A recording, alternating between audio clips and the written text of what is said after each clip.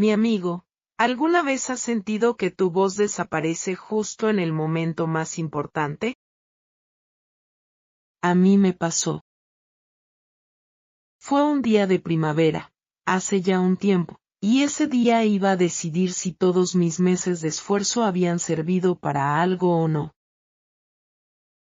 Pero antes de contarte la historia completa, quiero preguntarte algo. ¿Desde qué país me estás viendo ahora mismo? Escribe en los comentarios el nombre de tu país. Por ejemplo, puede que estés en Brasil, o tal vez estés en Corea del Sur, muy lejos de donde empezó esta historia. Me encanta saber desde dónde me acompañas, así que no olvides escribirlo abajo.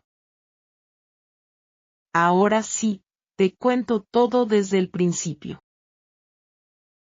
Soy una chica británica normal. Trabajo en una oficina en el centro de Londres, en un puesto tranquilo pero un poco aburrido. Todos los días tomo el mismo autobús, hablo con las mismas personas y como el mismo sándwich a la hora de comer.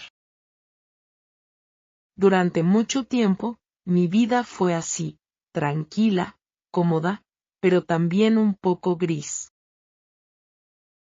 Todo cambió cuando una vecina nueva llegó a vivir en el piso de al lado. Ella era de Colombia y se había mudado a Londres para trabajar como enfermera en un hospital cerca de mi casa. Al principio, solo nos saludábamos en las escaleras, pero poco a poco empezamos a hablar más. Ella todavía no hablaba mucho inglés, así que usábamos gestos, el traductor del móvil y muchas risas para entendernos. Un día, ella me invitó a tomar café en su piso. Me contó historias de su país, de su familia, de la comida que echaba de menos y de las canciones que escuchaba cuando era pequeña. Yo no entendía casi nada de español en ese momento, pero me encantaba el sonido del idioma. Sentía curiosidad por cada palabra nueva que escuchaba. Después de esa tarde, decidí algo importante: quería aprender español. No por un examen, no por el trabajo, sino para poder hablar con mi vecina sin depender de un traductor. Quería entender sus historias directamente, sin perder nada en la traducción. Al principio, empecé sola, con una aplicación en el móvil.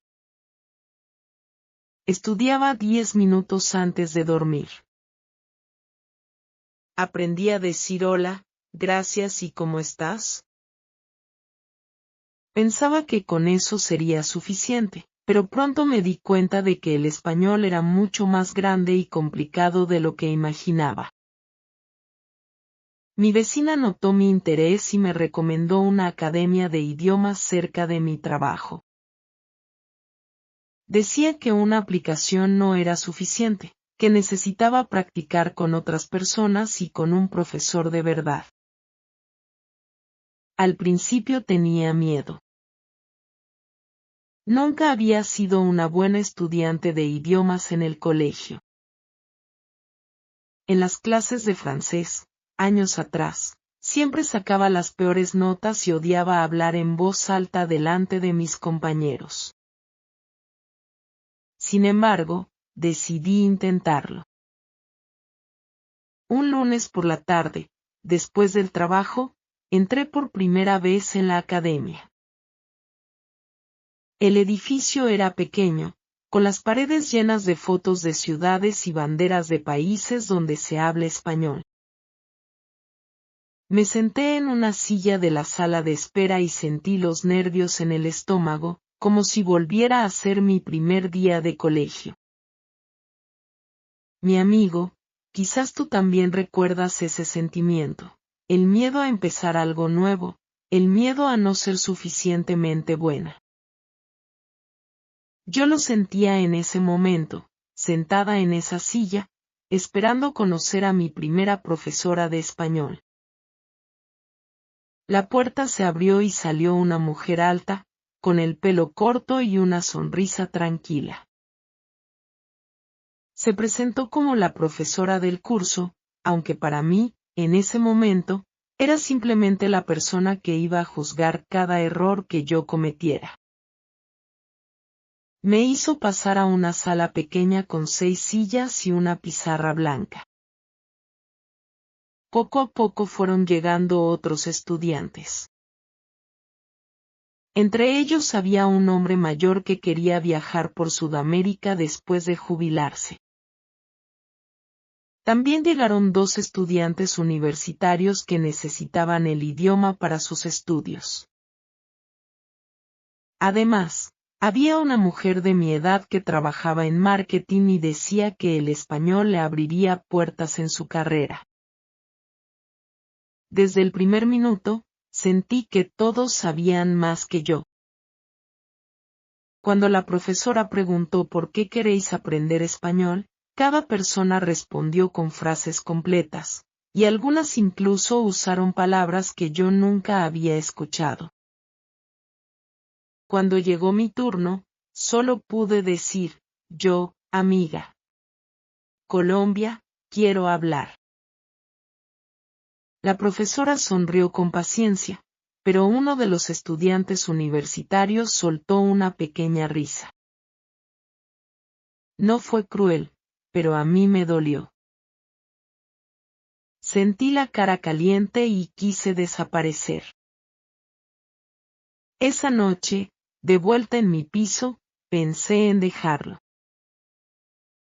Me dije a mí misma que el español no era para mí, que era demasiado tarde para aprender un idioma nuevo, que probablemente todos en esa clase progresarían mucho más rápido que yo. Sin embargo, al día siguiente, mi vecina me preguntó cómo había ido la primera clase. Cuando le conté lo que había pasado, ella me miró con seriedad y me dijo una frase que nunca olvidé: todo el mundo empieza sin saber nada. La diferencia está en quien continúa. Esas palabras se quedaron conmigo. Decidí volver a la segunda clase, y a la tercera, y a la cuarta. Poco a poco, las palabras empezaron a tener sentido. Aprendí el presente, después el pasado, después las primeras estructuras para hablar del futuro. Cada semana era un pequeño paso, aunque muchas veces sentía que, por cada 2 pasos hacia adelante, daba uno hacia atrás. El verdadero conflicto, sin embargo, no era el idioma en sí. Era otra persona en la clase, el estudiante universitario que se había reído aquel primer día. Para mí, era simplemente el chico de la primera fila, porque siempre se sentaba delante, cerca de la profesora, levantando la mano antes que nadie. Tenía una manera de hablar rápida y segura, y cada vez que yo cometía un error, él lo corregía en voz alta, antes de que la profesora pudiera decir nada. Al principio pensé que solo quería ayudar, pero con el tiempo entendí que le gustaba sentirse superior.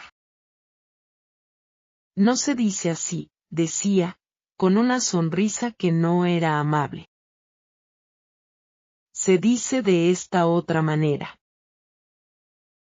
Y aunque tenía razón casi siempre, la forma en que lo decía me hacía sentir pequeña.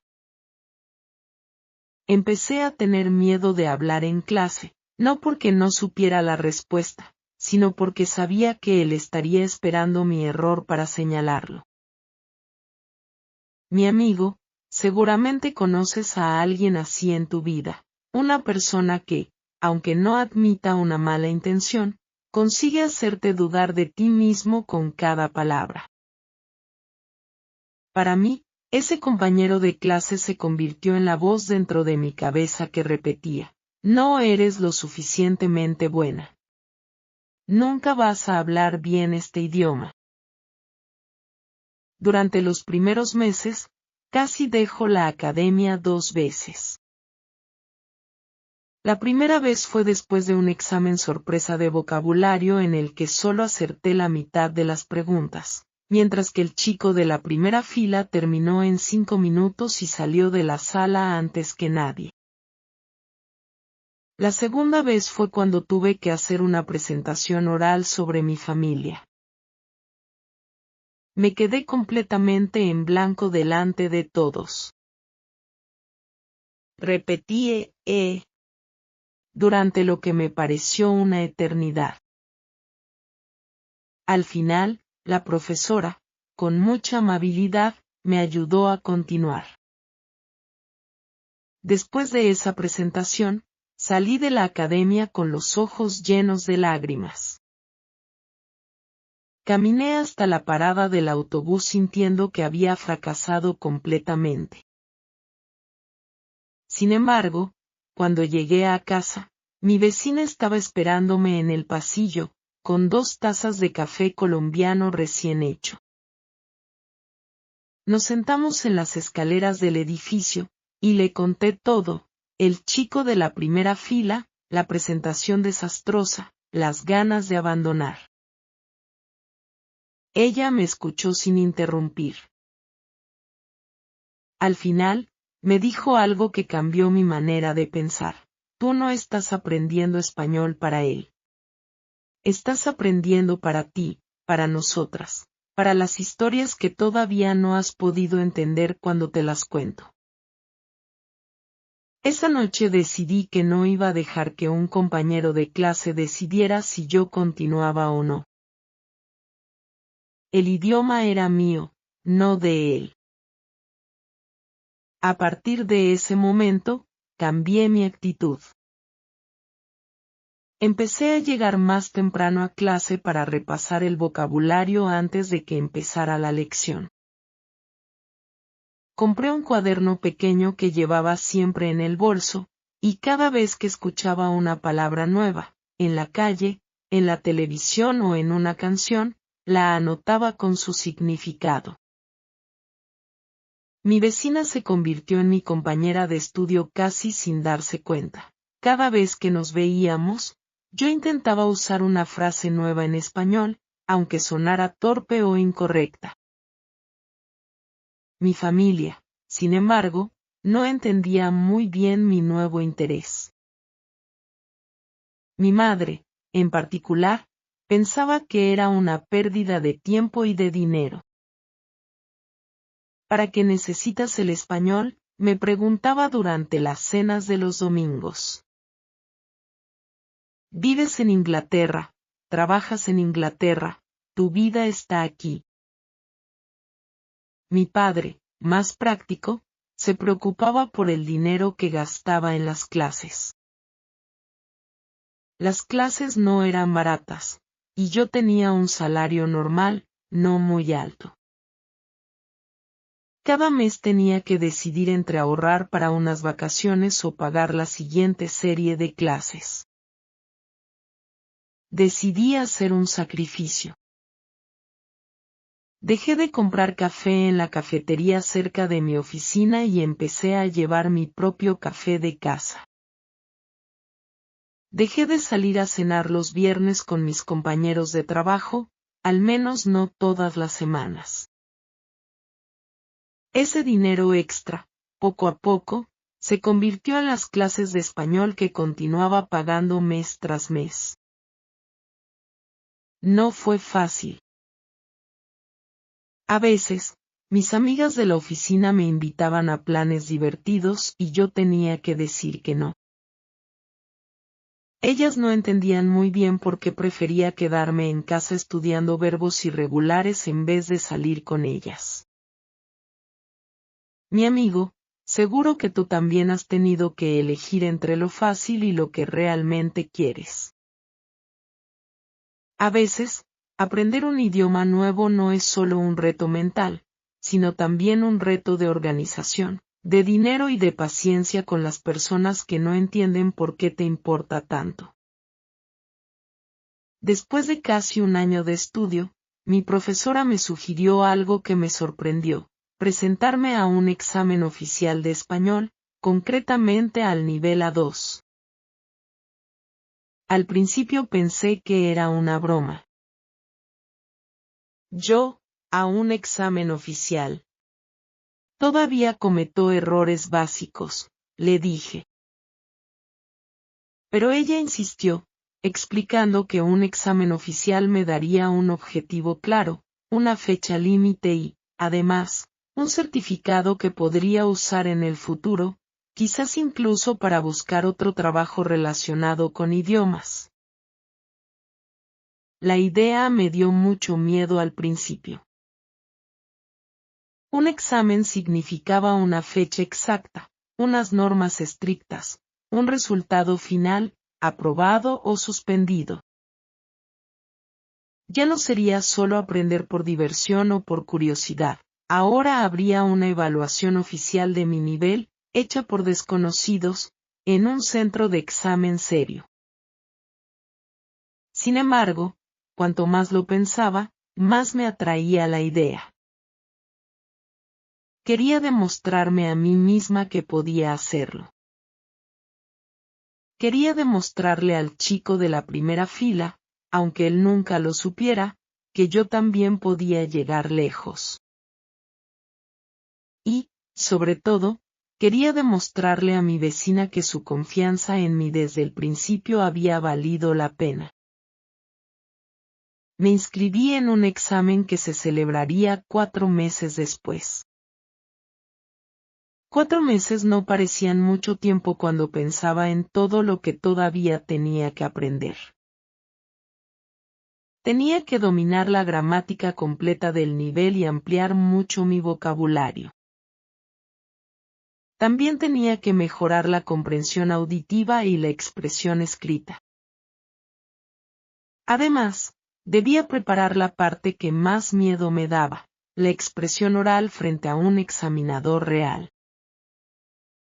Desde ese día, mi vida cambió por completo. Empecé a estudiar todos los días, sin excepción. Antes del trabajo, estudiaba 30 minutos de gramática. Durante la hora de comer, en vez de hablar con mis compañeros, escuchaba podcasts en español, aunque al principio solo entendía fragmentos sueltos de las conversaciones. Por las noches, después de cenar, hacía ejercicios de un libro de preparación para el examen que había comprado por internet. Mi jefe, un hombre serio pero justo, notó que algo había cambiado en mí. Un día me preguntó por qué siempre llevaba unos auriculares durante la pausa para comer. Cuando le expliqué que estaba estudiando español para un examen oficial, se sorprendió, pero también se mostró interesado. La empresa tiene clientes en México, me dijo. Si apruebas ese examen, quizás podrías ayudarnos con algunas traducciones sencillas. Esa posibilidad, aunque pequeña, me dio todavía más motivación para continuar. El chico de la primera fila también se enteró de mi decisión, porque en la academia todos hablaban del tema.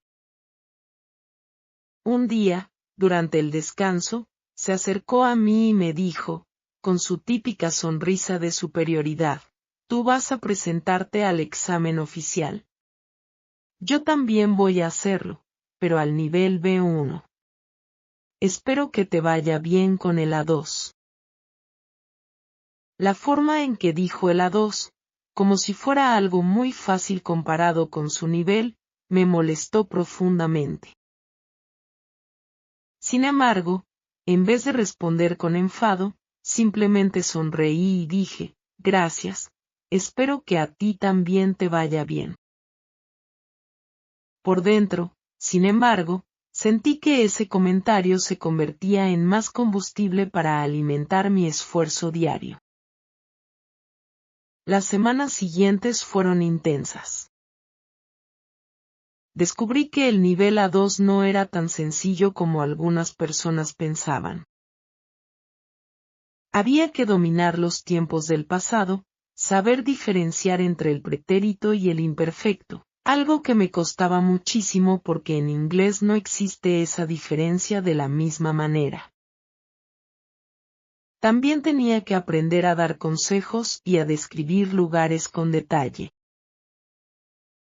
Debía aprender a escribir cartas informales. Además, tenía que entender conversaciones habladas a una velocidad normal, no a la velocidad lenta y clara de los audios para principiantes. Recuerdo una noche en particular, después de un día largo en la oficina, en la que intenté hacer un ejercicio práctico de comprensión auditiva. Puse el audio y no entendí casi nada. Las palabras pasaban demasiado rápido, se mezclaban unas con otras, y cuando terminó el audio, solo había podido responder correctamente 2 de las 10 preguntas.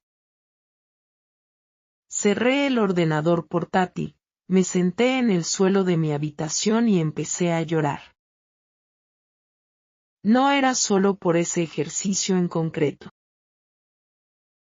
Era por todo el cansancio acumulado tras meses estudiando después de trabajar 8 horas al día. Era también por haber dicho que no a los planes con mis amigas y por haber escuchado los comentarios de mi madre sobre el dinero gastado. Esa noche estuve a punto de escribir un correo electrónico a la academia cancelando mi inscripción al examen. Tenía el mensaje casi terminado en la pantalla. Estimada academia, debido a circunstancias personales, he decidido no presentarme al examen de este mes. Sin embargo, antes de enviarlo, decidí llamar a mi vecina. Ella vino a mi piso en pijama, con el pelo recogido, y se sentó conmigo en el suelo. No me dijo que todo iba a estar bien, porque habría sonado falso en ese momento. En cambio, puso el mismo audio que yo no había entendido. Lo escuchamos juntas 3 veces seguidas. Deteníamos la grabación cada pocos segundos para que ella me explicara qué significaba cada frase, mezclando español e inglés. Después de esa noche, entendí algo importante. No necesitaba entender el 100% de un audio para progresar. Necesitaba entender un poco más cada semana, un poco más que la semana anterior. Ese cambio de mentalidad fue fundamental. Dejé de compararme con el chico de la primera fila. También dejé de esperar la perfección inmediata. Empecé a celebrar los pequeños avances. Celebré la primera vez que entendí un chiste en español sin necesitar traducción. También celebré la primera vez que soñé en español, aunque fuera solo con una frase corta. Mi profesora también notó ese cambio. Un día, después de clase, me pidió que me quedara unos minutos más. Pensé que había hecho algo mal, pero en realidad quería decirme que había notado mi progreso en las últimas semanas, especialmente en la expresión escrita. Tienes una manera muy natural de contar historias, me dijo. Eso es algo que no se puede enseñar fácilmente. Solo necesitas más vocabulario y más confianza. Esas palabras significaron muchísimo para mí, especialmente viniendo de alguien que había visto crecer y mejorar a tantos estudiantes diferentes a lo largo de los años. 2 meses antes del examen, la academia organizó un simulacro completo, un examen de práctica con las mismas condiciones que el examen oficial, con un tiempo límite estricto y una parte oral con un examinador externo. Me presenté nerviosa, pero decidida a hacerlo lo mejor posible. La parte de comprensión de lectura fue bien, aunque tuve que adivinar el significado de algunas palabras por el contexto. La parte de comprensión auditiva fue más difícil, pero logré entender la idea general de casi todas las conversaciones. La expresión escrita también fue aceptable, aunque cometí varios errores de concordancia entre sustantivos y adjetivos. El verdadero problema llegó en la parte oral. El examinador externo, un hombre de mediana edad con acento diferente al de mi profesora, me hizo preguntas sobre mi rutina diaria y mis planes para el futuro. Al principio respondí bien, pero cuando me pidió que describiera una fotografía con muchos detalles, mi mente se quedó completamente bloqueada. Sabía las palabras en mi cabeza, pero no conseguía organizarlas en frases coherentes. Empecé a hablar muy despacio, repitiendo varias veces, y al final, frustrada, dije en inglés, «Lo siento, no puedo continuar». El examinador, con amabilidad, me dijo que no pasaba nada, que era solo una práctica, pero yo salí de esa sala sintiéndome derrotada. Esa tarde, caminando de vuelta a casa bajo una lluvia fina, muy típica de Londres, pensé seriamente en no presentarme al examen real. Si en un simulacro, sin ninguna presión oficial, me había bloqueado de esa manera, ¿qué pasaría el día del examen de verdad, con nervios de verdad, con un resultado que realmente importaba? Mi amigo, en ese momento sentí que todos los meses de esfuerzo podían derrumbarse en cuestión de segundos, solo por culpa de los nervios. Cuando llegué a casa, encontré una nota debajo de mi puerta. Era de mi vecina, escrita en un español sencillo, con algunas palabras subrayadas porque sabía que yo todavía las estaba aprendiendo. La nota decía algo así: sé que hoy fue difícil. Pero recuerda, para toda persona que habla bien un idioma hubo un día en que tampoco pudo terminar una frase. Ven a cenar esta noche, hablaremos solo en español, sin prisa. Leí esa nota varias veces, sentada en las escaleras de mi edificio, y por primera vez en semanas sentí que alguien entendía exactamente lo que estaba sintiendo. Esa cena se convirtió en una rutina nueva. Cada martes y cada jueves, después del trabajo, cenaba con mi vecina y hablábamos exclusivamente en español, sin importar cuántos errores cometiera. Al principio, las conversaciones eran cortas y llenas de pausas, pero con el tiempo empezaron a fluir mejor. Ella me corregía con paciencia, sin hacerme sentir mal, algo completamente diferente a la actitud del chico de la primera fila en la academia. También cambié mi estrategia de estudio. En vez de memorizar listas de vocabulario sin contexto, empecé a crear pequeñas historias con las palabras nuevas, algo parecido a lo que estoy haciendo ahora contigo, mi amigo. Descubrí que recordaba mucho mejor una palabra si la usaba dentro de una historia con sentido, en vez de solo repetirla mecánicamente.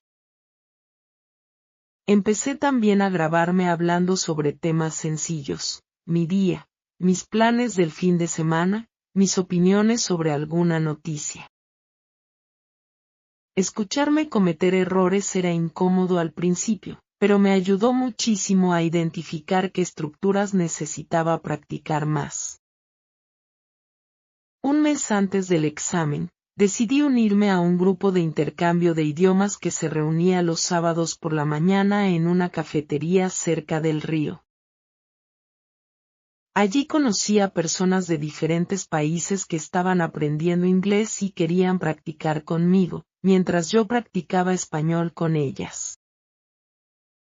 Fue en ese grupo donde conocí a un chico de Argentina que trabajaba como cocinero en un restaurante local. Él tenía mucha paciencia y le encantaba explicar expresiones y frases hechas que no aparecían en los libros de texto. Gracias a él, aprendí a hablar de forma un poco más natural, menos como un libro y más como una persona real. Sin embargo, a medida que se acercaba la fecha del examen, empezaron a aparecer nuevos problemas. 2 semanas antes del día señalado, mi jefe me anunció que la empresa necesitaba que trabajara horas extra durante ese periodo, debido a un proyecto importante con una fecha límite muy ajustada. De repente, mis tardes libres para estudiar desaparecieron. Llegaba a casa agotada, sin energía para abrir los libros de gramática ni para practicar la expresión oral. Además, justo 10 días antes del examen, mi madre me llamó con una noticia inesperada. Mi abuela, que vivía en el norte de Inglaterra, se había caído en su casa y había tenido que ir al hospital. No era una situación de vida o muerte, pero sí lo suficientemente seria como para que yo quisiera visitarla. Pasé un fin de semana entero viajando en tren y sentada junto a la cama del hospital. No pude estudiar casi nada. Estaba preocupada por la salud de mi abuela. Al mismo tiempo, sentía una culpa extraña por pensar también en mi examen en un momento tan delicado. Mi amigo, la vida real nunca se detiene para darnos el momento perfecto para prepararnos. Siempre aparecen imprevistos, el trabajo, la familia, la salud, el cansancio. Aprendí, en esos días difíciles, que la preparación perfecta no existe. Solo podemos hacer lo que está a nuestro alcance, con el tiempo y la energía disponibles, y confiar en que será suficiente.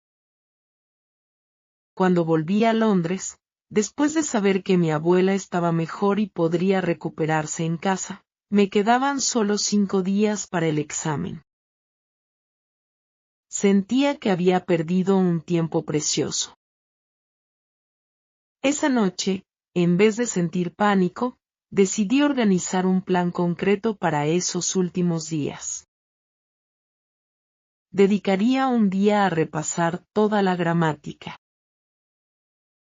Usaría otro día para practicar intensivamente la comprensión auditiva. Después, dedicaría un día a escribir varios textos cortos. Pasaría otro día practicando la expresión oral con mi vecina y con el chico argentino del grupo de intercambio. El último día antes del examen descansaría completamente, sin estudiar nada nuevo. Ese plan me dio una sensación de control que necesitaba desesperadamente. Cada noche, antes de dormir, repetía en mi cabeza una frase. Mi vecina me la había enseñado porque su propia madre se la decía cuando ella tenía miedo de algo importante. La frase era, lo que tenga que pasar, pasará, pero yo habré hecho mi parte. No era una garantía de éxito, pero me ayudaba a dormir mejor, sabiendo que estaba haciendo todo lo posible dentro de mis circunstancias. Llegó, por fin, el día antes del examen. Tal como había planeado, no estudié nada nuevo. En vez de eso, salí a caminar por un parque cerca de mi casa. Dejé el móvil en modo silencioso durante unas horas y traté de relajar la mente. Por la noche, mi vecina me invitó a cenar una última vez antes del gran día. No hablamos de gramática ni de vocabulario. Simplemente charlamos, en una mezcla de español e inglés, sobre cosas normales, series de televisión, planes para el verano, recuerdos de su infancia en Colombia. Antes de despedirnos, ella me dio un pequeño papel doblado y me dijo que no lo abriera hasta el día siguiente, justo antes de entrar al examen. Lo guardé en el bolsillo interior de mi chaqueta, sintiendo curiosidad, pero respetando su petición. Esa noche dormí mal. Me desperté varias veces, revisando mentalmente listas de verbos irregulares, aunque sabía que ya era demasiado tarde para aprender algo nuevo. Cuando sonó la alarma, a las 6:30 de la mañana, sentí una mezcla extraña de cansancio y adrenalina. El examen empezaba a las 9 en una sede situada en el centro de la ciudad, un lugar que no conocía bien. Desayuné poco, apenas una tostada y un té, porque el estómago se me había cerrado por completo debido a los nervios. Salí de casa con tiempo suficiente, calculando 15 minutos extra por si acaso. Sin embargo, cuando llegué a la estación de metro más cercana, encontré un cartel enorme.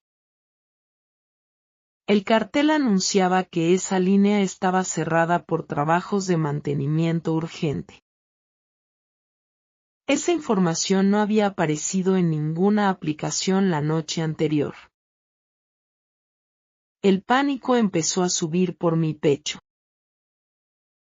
Miré la hora. Tenía 40 minutos antes de que empezara el examen, y el centro de examen estaba a casi una hora a pie desde donde me encontraba. Intenté pedir un taxi, pero la aplicación mostraba un tiempo de espera de 20 minutos debido a la alta demanda de esa hora de la mañana. Empecé a caminar rápido hacia una parada donde, según la aplicación, pasaba un autobús que podía llevarme cerca del centro de examen, aunque por una ruta más larga de lo normal. Mi amigo, en ese momento caminaba casi corriendo por las calles de Londres, con mi documento de identidad apretado en la mano. Pensé que todo mi esfuerzo de los últimos meses podría desperdiciarse simplemente por un problema de transporte público. Era algo completamente fuera de mi control. Las lágrimas empezaron a acumularse en mis ojos, pero me obligué a respirar profundamente y seguir caminando, porque llorar no iba a solucionar el problema del metro cerrado. El autobús llegó, afortunadamente, solo 3 minutos después de lo esperado. Me subí, encontré un asiento cerca de la puerta y, mientras el autobús avanzaba lentamente entre el tráfico de la mañana, recordé el papel que mi vecina me había dado la noche anterior. Lo saqué del bolsillo y lo abrí con manos temblorosas. Dentro había una frase corta, escrita con su letra clara: respira. Ya sabes suficiente. Confía en ti. Debajo de la frase, había dibujado un pequeño corazón. Leí esas palabras varias veces durante el trayecto, y poco a poco, mi respiración empezó a calmarse. El autobús me dejó a 10 minutos a pie del centro de examen, y llegué con apenas 5 minutos de margen antes de que cerraran las puertas de entrada. Entré corriendo, con la respiración agitada y la cara probablemente roja por el esfuerzo. Una mujer en la recepción, con expresión seria, me pidió mi documento de identidad y mi número de inscripción. Revisó una larga lista de nombres mientras yo intentaba recuperar el aliento. Durante unos segundos eternos, ella frunció el ceño, como si no encontrara mi nombre en la lista, y mi corazón se detuvo completamente. Después, con una expresión neutra, encontró finalmente mi nombre en una página anterior y me indicó una sala al final del pasillo. Entré en la sala del examen apenas 15 segundos antes de que cerraran oficialmente la puerta. Los demás candidatos ya estaban sentados en sus sitios, en silencio, algunos revisando notas de último momento, otros simplemente mirando al vacío con expresión nerviosa. Encontré mi asiento, número 14, cerca de una ventana grande que dejaba entrar la luz gris de la mañana londinense. Mientras me sentaba, todavía intentaba normalizar mi respiración después de la carrera. El examinador principal empezó a explicar las normas del examen en un español claro pero firme. No se permitían móviles ni diccionarios. Teníamos que guardar silencio absoluto durante toda la prueba. Antes de que cerraran la puerta, miré hacia el pasillo y, para mi sorpresa, reconocí una cara. El chico de la primera fila esperaba frente a otra sala, 3 puertas más allá. Él también estaba preparado para presentarse ese día, aunque al nivel B1. Verlo allí, tan tranquilo como siempre, con su bolígrafo listo y su expresión de seguridad total, me devolvió por un segundo esa vieja sensación de inferioridad. Sin embargo, recordé la nota de mi vecina, todavía guardada en mi bolsillo, y me repetí a mí misma, ya sabes suficiente. Confía en ti. Cerré los ojos durante 5 segundos, respiré profundamente, y cuando los abrí de nuevo, sentí que estaba lista para empezar, a pesar de los nervios y del comienzo caótico de la mañana. La primera parte del examen fue la comprensión de lectura.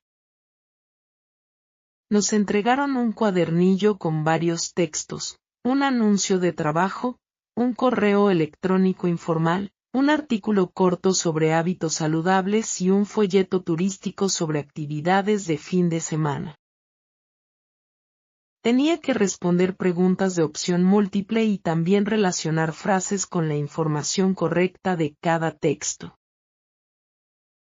Al principio, mis manos todavía temblaban ligeramente por la carrera hasta el centro de examen, y me costó concentrarme en las primeras líneas del primer texto. Sin embargo, poco a poco, mientras leía, empecé a reconocer estructuras que había practicado cientos de veces durante mis meses de estudio. Reconocí las conexiones lógicas entre frases. También reconocí el vocabulario relacionado con el trabajo y la vida cotidiana. Además, identifiqué las expresiones típicas de un correo informal entre amigos. Fui respondiendo pregunta tras pregunta, con más confianza a medida que avanzaba. Hubo un momento complicado con el texto del anuncio de trabajo, porque contenía 2 palabras cuyo significado no conocía con exactitud. En vez de bloquearme, apliqué una estrategia que había practicado con mi profesora. Leí la frase completa varias veces e intenté adivinar el significado por el contexto. Así no necesitaba conocer cada palabra por separado. Funcionó razonablemente bien, y pude responder esas preguntas con bastante seguridad, aunque no al 100%. Después de la lectura llegó la parte más temida por muchos candidatos, entre ellos yo, la comprensión auditiva. Nos pusieron unos auriculares y empezó a sonar una grabación con diferentes situaciones. La primera era una conversación en una tienda. También había un mensaje de voz dejado en un contestador automático. Después escuchamos una entrevista de radio sobre las vacaciones de verano y un anuncio en una estación de tren. Cada audio se reproducía 2 veces, con pausas entre ellos para leer las preguntas siguientes. El primer audio, la conversación en la tienda, fue relativamente sencillo, porque el vocabulario relacionado con compras era algo que había practicado mucho. El segundo audio era el mensaje de voz. Incluía un acento diferente del que yo estaba acostumbrada a escuchar en mis clases. El ritmo era más rápido. Además, algunas palabras se juntaban de tal forma que me costaba distinguir dónde terminaba una y empezaba la siguiente. Sentí que el pánico volvía a subir, pero recordé las noches practicando con mi vecina, escuchando el mismo audio varias veces hasta entender el sentido general, aunque no cada palabra exacta. Apliqué la misma estrategia. En vez de intentar entender cada palabra, me concentré en captar la idea principal de cada frase. Durante el tercer audio, la entrevista de radio, noté que mi mente empezaba a cansarse. Llevábamos ya más de 1 hora de examen, y la concentración necesaria para escuchar en un idioma extranjero resultaba agotadora de una manera distinta a la de otras tareas mentales. En un momento, me distraje pensando en si había respondido correctamente una pregunta anterior, y me perdí una parte importante del audio. Sentí una ola de frustración, pero decidí no quedarme atascada en ese error. En cambio, me concentré en la segunda reproducción del mismo audio para intentar recuperar la información que me había perdido. El último audio, el anuncio en la estación de tren, resultó sorprendentemente similar a situaciones que había practicado muchas veces, con horarios, números de andén e instrucciones sencillas. Terminé esa sección sintiendo que había hecho un trabajo decente, aunque no perfecto, y con la sensación física de cansancio que solo se experimenta después de un esfuerzo de concentración tan intenso. Después de un breve descanso de 10 minutos, en el que solo pude beber un poco de agua sin conseguir comer nada, empezó la parte de expresión escrita. Teníamos que escribir 2 textos. Una carta informal a un amigo contándole sobre un viaje reciente, y una descripción corta de nuestra rutina diaria que incluyera una opinión personal sobre algún aspecto relacionado. Para la carta informal, decidí escribir sobre un viaje imaginario a un pueblo pequeño de montaña, describiendo el paisaje, la comida local y una anécdota divertida sobre perderme por las calles estrechas. Mientras escribía, sentí que las palabras fluían con más naturalidad de lo que meses atrás habría imaginado posible, cuando apenas podía formar frases simples. Cometí, sin duda, algunos errores de concordancia y probablemente algún error de conjugación verbal, pero el texto tenía sentido y contaba una historia coherente de principio a fin. Para el segundo texto, sobre la rutina diaria, decidí escribir honestamente sobre mi propia vida. Escribí sobre mi trabajo en la oficina y mis tardes estudiando español. También hablé de las cenas en las que mi vecina y yo hablábamos solo en ese idioma.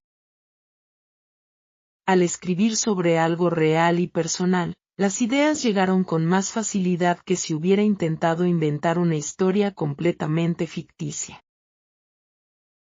Terminé ambos textos 5 minutos antes de que se agotara el tiempo asignado. Ese margen me dio la oportunidad de revisar rápidamente algunos errores obvios. Busqué errores de acentuación y palabras mal escritas. Sin embargo, todavía quedaba la parte que más miedo me daba, la expresión oral, la misma parte en la que me había bloqueado completamente durante el simulacro semanas atrás. Nos llamaron por grupos pequeños a una sala de espera diferente, donde tendríamos que esperar nuestro turno para entrar, de 2 en 2, a hablar con un examinador. Mientras esperaba, sentada en una silla incómoda de plástico, escuché a través de la puerta fragmentos de las conversaciones de otros candidatos. Algunos sonaban confiados y fluidos, otros, como yo, hacían pausas largas y repetían palabras mientras buscaban la expresión correcta. Intenté no compararme demasiado, recordando que cada persona tiene un camino diferente y una historia diferente detrás de su nivel en el idioma. Cuando por fin llamaron mi nombre, entré en la sala junto a otro candidato, un hombre mayor a quien reconocí vagamente de la sala de espera principal, aunque nunca habíamos hablado antes. La sala era pequeña, con una mesa redonda y 2 examinadores, una mujer que tomaba notas en silencio y un hombre que dirigía la conversación, con una voz clara pero seria. La primera parte fue una conversación simple sobre información personal, mi trabajo, mi ciudad, mis actividades de tiempo libre. Respondí con relativa fluidez, apoyándome en frases que había practicado tantas veces con mi vecina que casi salían de forma automática. El examinador sonrió ligeramente ante alguna de mis respuestas, lo cual me dio un poco más de confianza. La segunda parte, sin embargo, presentó el verdadero desafío. El examinador me entregó una tarjeta con una fotografía, una familia comiendo en un parque durante un día soleado. Tenía que describir la imagen con el mayor detalle posible durante 1 minuto, sin pausas demasiado largas. En el momento en que miré la fotografía, mi mente, exactamente igual que en el simulacro, se quedó completamente en blanco. Las palabras que había practicado tantas veces parecían haber desaparecido por completo. Sentí que el pánico del simulacro estaba a punto de repetirse. El corazón me latía con fuerza, las manos me sudaban, y por un segundo pensé que iba a decir, otra vez, lo siento, no puedo continuar. El examinador esperaba, con expresión neutra, mientras los segundos de silencio se hacían cada vez más largos e incómodos. Mi amigo, en ese momento exacto, algo cambió dentro de mí. En vez de intentar recordar frases perfectas y complicadas, decidí simplemente empezar a hablar sobre lo que veía, con las palabras más sencillas que tenía disponibles, sin buscar la perfección. Hay una familia, dije, con voz temblorosa al principio. Están en un parque. Hace sol. Los niños comen algo, creo que un bocadillo. Los padres hablan y sonríen. Parece un día feliz, tranquilo, quizás un domingo. Al oírme continuar sin detenerme por completo, algo dentro de mí se relajó ligeramente. Seguí describiendo detalles pequeños, la ropa de colores claros, un perro que aparecía en una esquina de la fotografía, la hierba verde, unos árboles grandes al fondo. No fueron frases perfectas ni elegantes, pero fueron frases completas, conectadas, que contaban una pequeña historia sobre esa imagen. Cuando terminó el minuto, el examinador asintió con la cabeza, sin mostrar ninguna reacción especial. Después pasó a la última parte. Era una conversación con el otro candidato sobre un tema común, las vacaciones ideales. Tuvimos que hablar entre nosotros, dando opiniones y llegando a algún tipo de acuerdo, mientras los examinadores escuchaban y tomaban notas. Esa última parte, sorprendentemente, resultó más fácil que la descripción de la fotografía, quizás porque ya no hablaba sola frente a examinadores serios, sino que conversaba con otra persona nerviosa como yo. El hombre mayor propuso unas vacaciones tranquilas en la montaña. Yo propuse unas vacaciones en la playa, mencionando que me gustaba nadar y descansar cerca del mar. Al final, entre risas nerviosas de ambos, llegamos a un acuerdo imaginario, unas vacaciones que combinaran unos días de playa y unos días de montaña. Cuando salimos de la sala, después de despedirnos de los examinadores con un muchas gracias que sonó casi como un suspiro de alivio, sentí que las piernas me temblaban ligeramente. No sabía si había hecho un buen examen oral o no. Sabía, sin embargo, que a diferencia del simulacro, esta vez no me había rendido. Había continuado hablando, aunque con miedo, aunque con pausas, aunque lejos de la perfección. Salí del edificio del centro de examen hacia las 2 de la tarde, agotada mental y físicamente, como si hubiera corrido una carrera larga sin entrenamiento previo. El sol de la tarde había salido finalmente entre las nubes grises típicas de Londres. Me senté en un banco cercano y me limité a respirar. Dejé que la tensión acumulada durante toda la mañana empezara a salir de mi cuerpo poco a poco.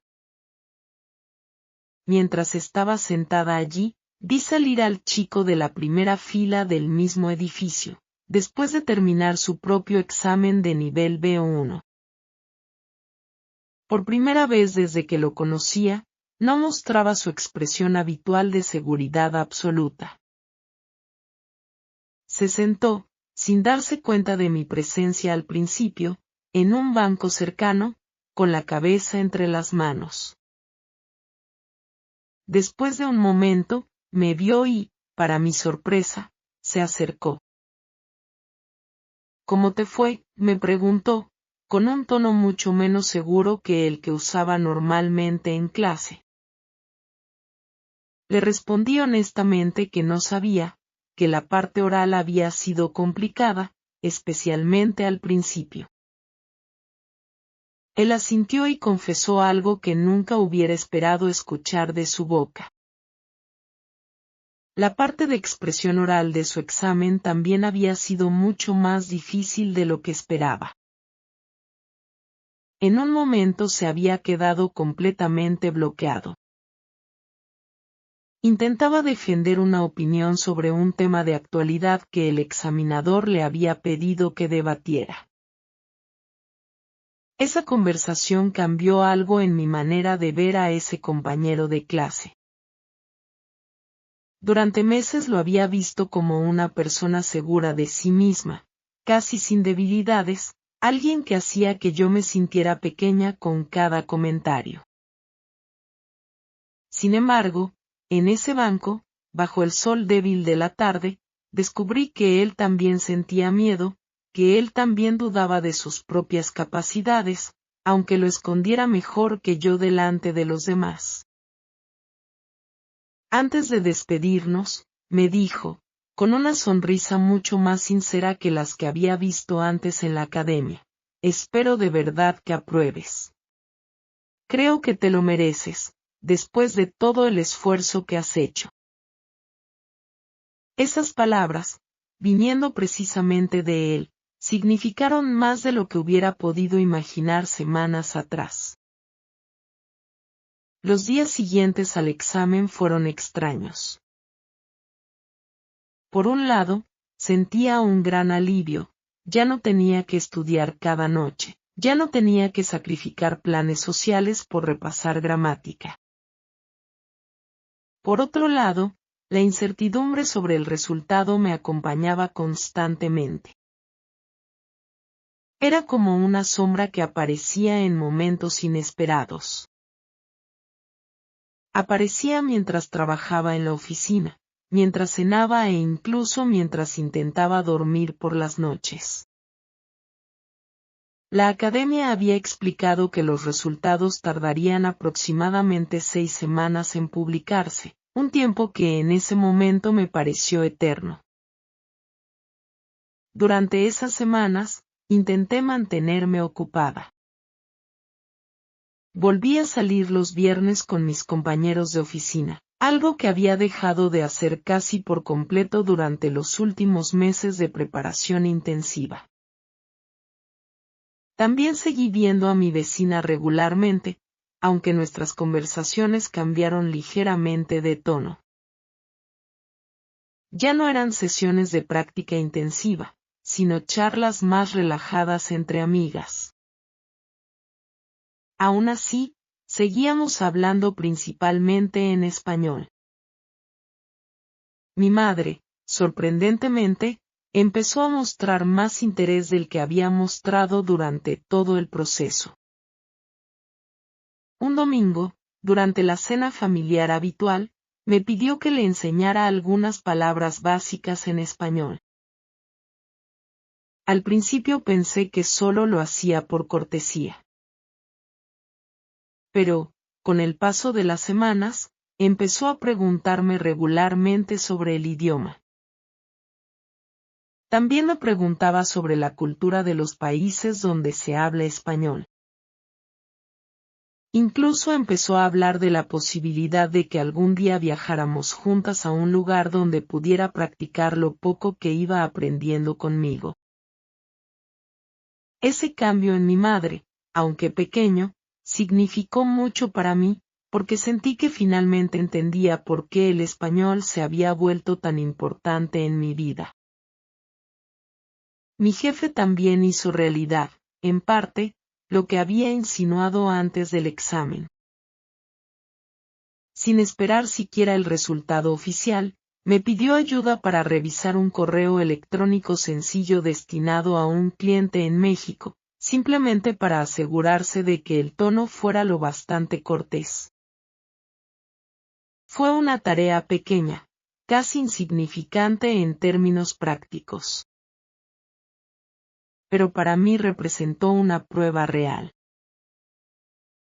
El español ya no era solo una materia de estudio abstracta. Era una herramienta que podía usar en situaciones concretas de mi vida diaria. Finalmente, después de 6 semanas que parecieron durar 6 meses, llegó el correo electrónico que tanto esperaba. Recuerdo exactamente dónde estaba cuando lo vi aparecer en la pantalla de mi móvil, en la cocina de mi piso, preparando la cena, todavía con el abrigo puesto porque acababa de llegar del trabajo.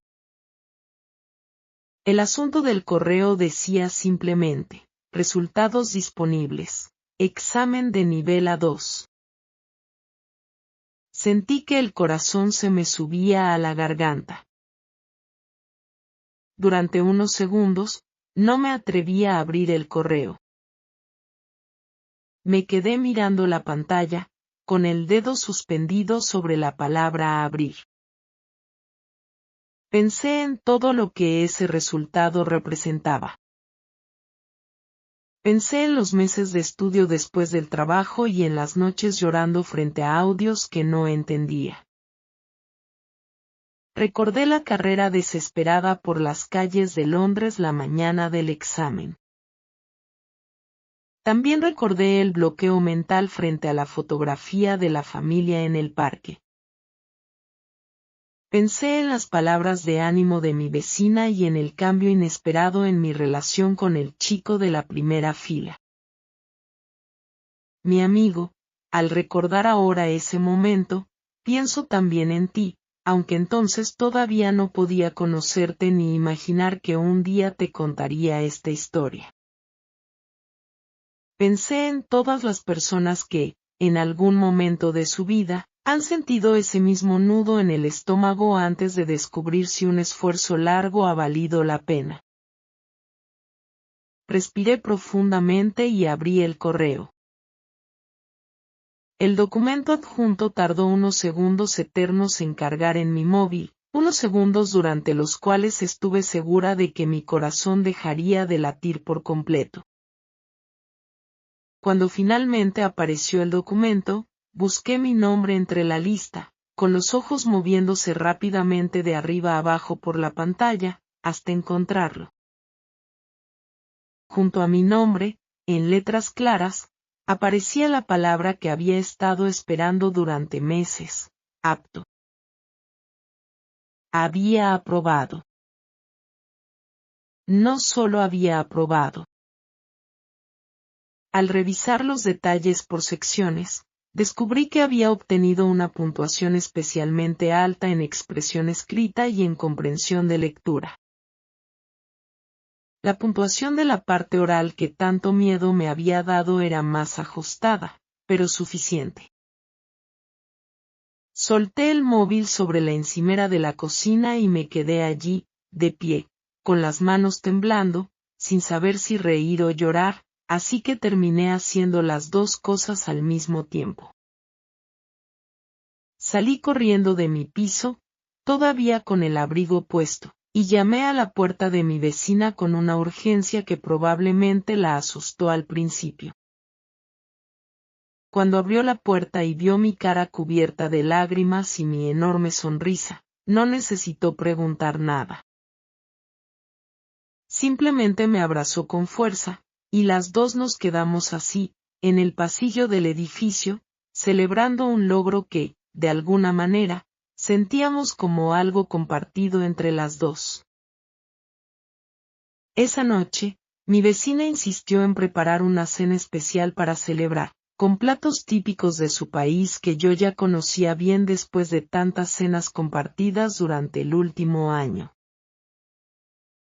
Mientras comíamos, hablamos, como siempre, en español, aunque esa noche en particular sentí que las palabras salían con una libertad diferente, sin el peso constante de estar preparándome para un examen futuro.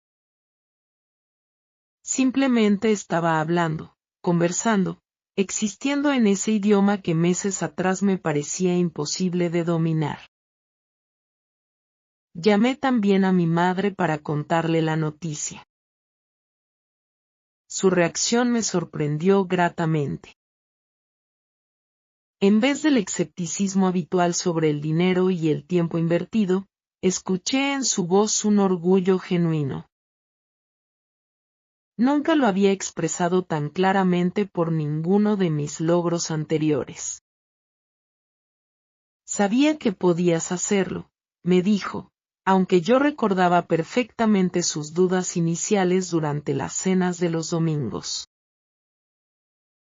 Decidí no recordárselo en ese momento, simplemente disfruté al escuchar esas palabras de apoyo, viniendo finalmente de ella. Al día siguiente, en la oficina, mi jefe me felicitó con un breve pero sincero apretón de manos. Mencionó de nuevo la posibilidad de involucrarme más en las comunicaciones con los clientes de habla hispana de la empresa. Meses atrás, aquello me habría parecido completamente imposible. En la academia, volví a la siguiente clase como estudiante de un nivel más avanzado. La profesora me felicitó delante de todos los estudiantes nuevos que habían empezado el curso esa misma semana. Estaban sentados nerviosos en sus sillas. Al verlos, recordé exactamente cómo era yo un año atrás. Estaba asustada, insegura y no sabía si sería capaz de aprender un idioma completamente nuevo. El chico de la primera fila había aprobado su propio examen de nivel B1. Al final de la clase, se acercó y me propuso algo que nunca hubiera esperado de él. Quería que formáramos juntos un pequeño grupo de conversación semanal. Así podríamos seguir practicando y mejorando los dos. Esta vez seríamos compañeros con el mismo objetivo, en vez de seguir atrapados en aquella rivalidad silenciosa. Mirando atrás, ahora que ha pasado ya un tiempo desde aquel día del examen, entiendo mejor todo el proceso. La parte más difícil nunca fue realmente la gramática ni el vocabulario. Tampoco fue la comprensión auditiva a velocidad normal. La parte más difícil fue aprender a convivir con la incomodidad constante de sentirme torpe. También fue difícil cometer errores delante de otras personas. Tenía que escuchar mi propia voz tropezando con palabras que en mi cabeza sonaban perfectas. Pero, al salir de mi boca, esas palabras se transformaban en frases incompletas o mal construidas. Mi amigo, si tú también estás aprendiendo español, o cualquier otro idioma, seguramente conoces esa sensación. Ese miedo a hablar delante de otras personas, ese miedo a que alguien se ría de un error, ese miedo a no ser suficientemente buena o suficientemente bueno para algo que otras personas parecen hacer con tanta facilidad. Quiero decirte, desde mi propia experiencia, que ese miedo nunca desaparece completamente. Ni siquiera ahora, meses después de aprobar aquel examen, ha desaparecido por completo esa sensación. A veces aparece incluso cuando converso con mi vecina sobre temas cada vez más complicados. De vez en cuando, siento ese pequeño nudo de inseguridad antes de decir una frase nueva. Sin embargo, algo sí cambió profundamente en mi manera de relacionarme con ese miedo. Antes, el miedo me paralizaba completamente, como aquella tarde del simulacro cuando simplemente dejé de hablar frente a la fotografía. Ahora, aunque el miedo sigue apareciendo, he aprendido a hablar de todas formas. He aprendido a construir frases imperfectas pero completas. También he aprendido a aceptar que cometer errores es una parte natural del proceso de aprender algo nuevo. No es una señal de que no soy capaz de lograrlo. Después del examen, seguí estudiando, aunque de una manera diferente, menos enfocada en un objetivo específico y más orientada a disfrutar el proceso en sí mismo. Empecé a leer libros sencillos en español, historias cortas pensadas para estudiantes de mi nivel. También empecé a ver series con subtítulos en español en vez de en inglés. Al principio, eso me resultaba agotador. Pero, poco a poco, se convirtió en una actividad relajante en vez de un ejercicio forzado de estudio. Mi relación con mi vecina también evolucionó de una manera hermosa. Lo que empezó como una amistad basada en gestos y traductores automáticos se convirtió en una amistad profunda. Esa amistad se construyó sobre cientos de conversaciones compartidas. Poco a poco, el idioma dejó de sentirse extranjero y se convirtió también en algo propio. El año pasado, viajamos juntas durante una semana a Colombia, para que por fin pudiera conocer a su familia, de la que había escuchado tantas historias durante nuestras cenas de los martes y jueves. Recuerdo la emoción de poder conversar directamente con su madre, sin necesitar traducción. Podía entender sus chistes, sus preocupaciones y sus recuerdos. Era exactamente como había soñado aquella primera tarde de café, cuando decidí empezar este camino.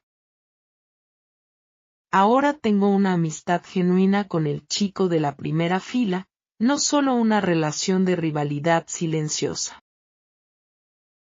Unos meses después, él también terminó presentándose al examen de nivel B2. Esta vez fui yo quien le ayudó a practicar la parte oral. De alguna manera, le ofrecí toda la paciencia que yo había necesitado durante mi propio proceso. Incluso mi manera de ver el mundo cambió un poco después de todo esto. Antes de empezar a estudiar español, viajaba muy poco fuera de Inglaterra, y cuando lo hacía, siempre elegía destinos donde sabía que podría comunicarme fácilmente en inglés, sin ningún riesgo de sentirme perdida. Después del examen, empecé a sentir curiosidad por lugares que antes me causaban inseguridad o miedo. Ya no dependía por completo del inglés ni de otra persona para entender lo que pasaba a mi alrededor. Esa pequeña libertad resultó ser mucho más valiosa de lo que había imaginado. Podía pedir direcciones, entender un menú y charlar brevemente con un desconocido en la calle. Cuando empecé, solo me motivaba el deseo de entender las historias de mi vecina sin depender de un traductor. También aprendí algo sobre mí misma que no esperaba descubrir en este proceso, que soy capaz de sostener un esfuerzo largo y difícil, aunque no vea resultados inmediatos. Durante los primeros meses, cuando apenas notaba progreso alguno, fue tentador pensar que simplemente no tenía talento para los idiomas, algo que había creído firmemente desde mis años de instituto. Ahora sé que el talento importa mucho menos de lo que pensaba. Lo que realmente importa es la constancia. Esa constancia estaba en las 10 líneas de vocabulario que estudiaba cada noche. También estaba en los audios que repetía 3 veces seguidas. Estaba en las cenas de los martes y jueves, cuando hablaba despacio y con errores. Seguía haciéndolo semana tras semana, sin rendirme del todo, incluso en los momentos en que estuve más cerca de abandonar. A veces también pienso en la versión de mí misma que entró temblando en aquella academia por primera vez. Estaba sentada en una silla de plástico, escuchando a otros estudiantes responder con frases seguras.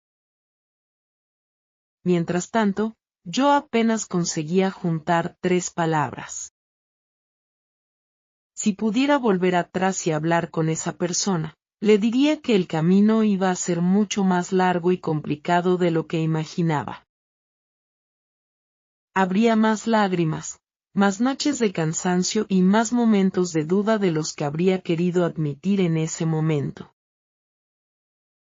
Pero también le diría que cada una de esas dificultades sería una parte necesaria de la historia. Sin la vecina paciente, la victoria final no hubiera significado lo mismo. Tampoco habría significado lo mismo sin el compañero incómodo de la primera fila ni sin el metro cerrado aquella mañana del examen. Mi amigo, quiero terminar contándote algo que pienso frecuentemente cuando recuerdo toda esta experiencia. El día del examen, mientras corría desesperadamente por las calles de Londres después de descubrir que el metro estaba cerrado, pensé que un simple problema de transporte podría arruinar meses enteros de esfuerzo. Sin embargo, ese día también me enseñó que las cosas nunca salen exactamente como uno las planea. El verdadero logro no está en que todo salga perfecto. Está en seguir avanzando incluso cuando las circunstancias se ponen difíciles. De la misma manera, recuerdo aquel bloqueo mental frente a la fotografía de la familia en el parque. Fue un momento de silencio incómodo frente al examinador. Esa experiencia me enseñó que el verdadero coraje no consiste en no sentir miedo. Consiste en continuar hablando a pesar del miedo, con palabras sencillas si es necesario. No hace falta buscar la perfección inmediata. Si tú estás en un momento parecido al que yo viví, quiero decirte algo. Quizás te estás preparando para un examen. Quizás dudas de tu capacidad para aprender un idioma nuevo. Tal vez sientes que otras personas a tu alrededor avanzan más rápido que tú. En ese caso, recuerda lo que mi vecina me dijo aquella primera semana difícil.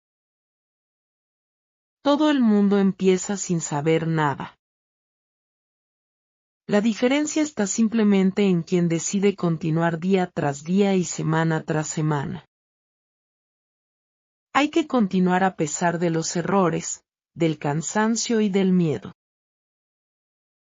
Y ahora que ya conoces mi historia completa, con toda su tensión, sus dudas y su final feliz, me encantaría saber la tuya.